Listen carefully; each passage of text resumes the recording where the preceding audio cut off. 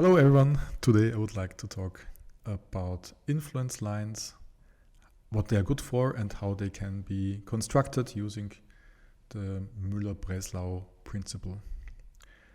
Well, influence lines or influence patterns are a great way to visualize how different loads impact cross-section forces or support reactions at a specific point of the structure. So it's a way of doing graphical statics in a useful way. For this example, I set here a simple geometry. It's a simply supported beam, as you can see. There is one load acting on it.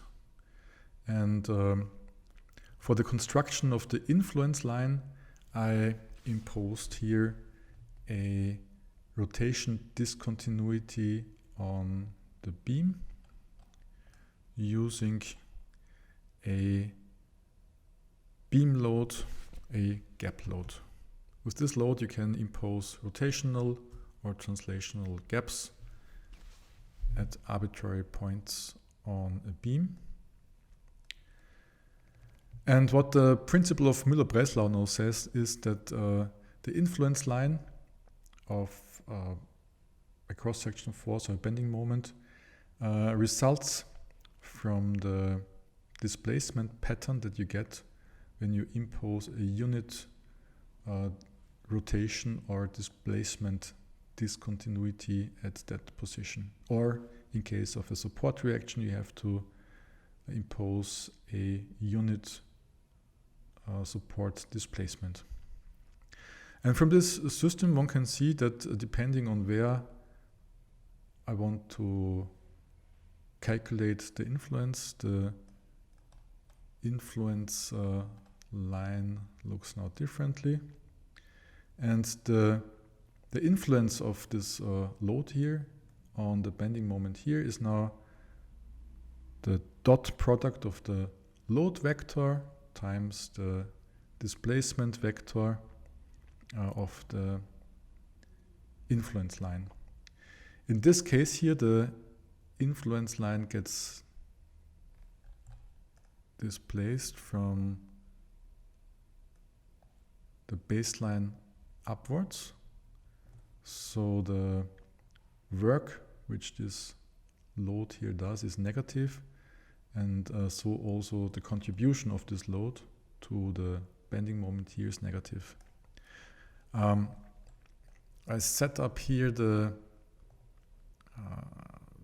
this gap load using a C# component, which in case of multiple spans here calculates the correct element index and element T value.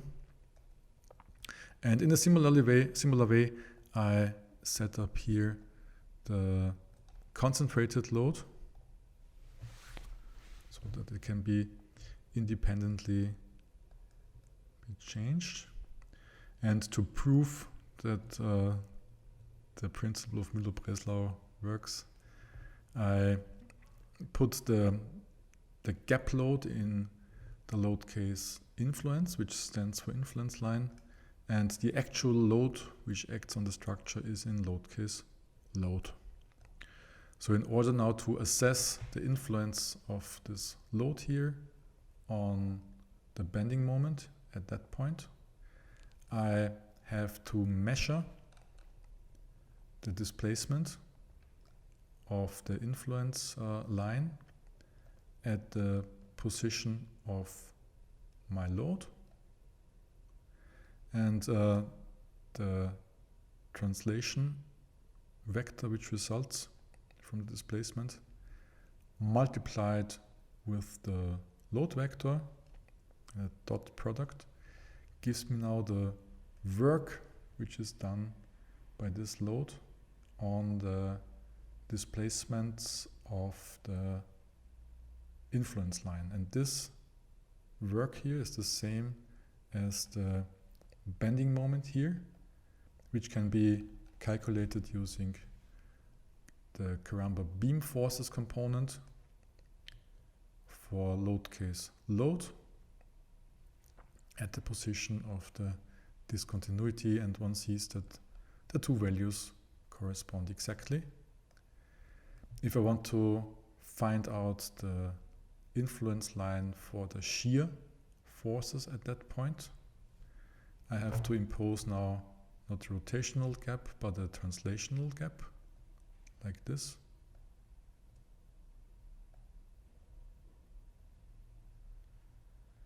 And again, forming the dot product of the load and the displacement of the influence line, I get now the shear force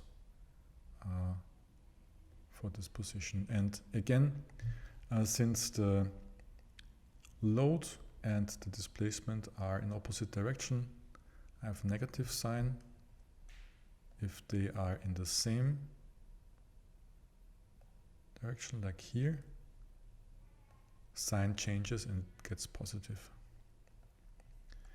For a statically determinate structure, the influence line consists of straight line segments.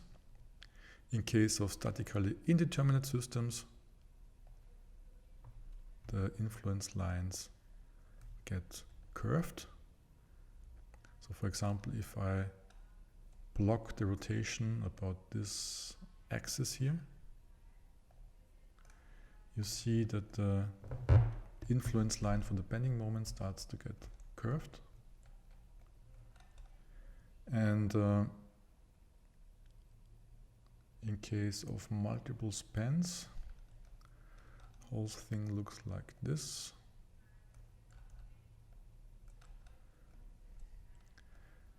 I have now to increase the deformation here a little bit.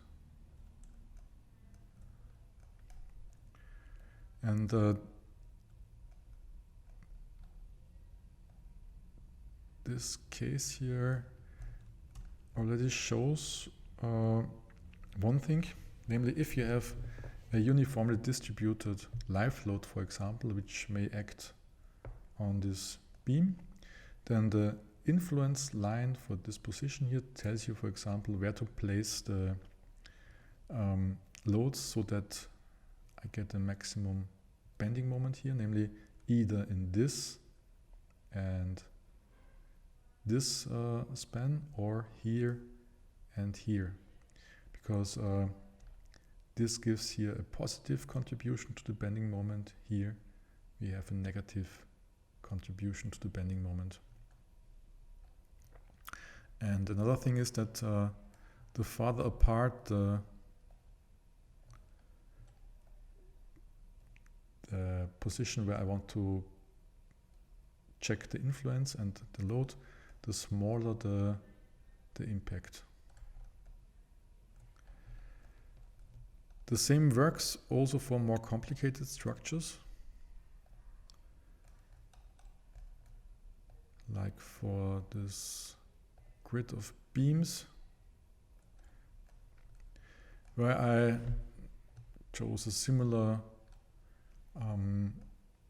setup. I have here a surface,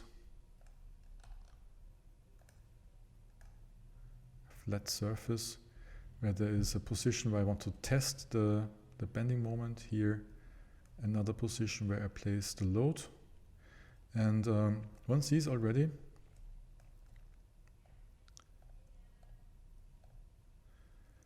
that there are regions where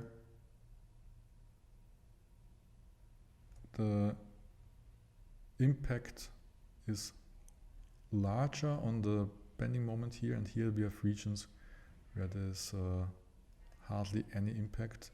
So again, this influence patterns are a great way to see where to place a load, so to have maximum impact on a specific location.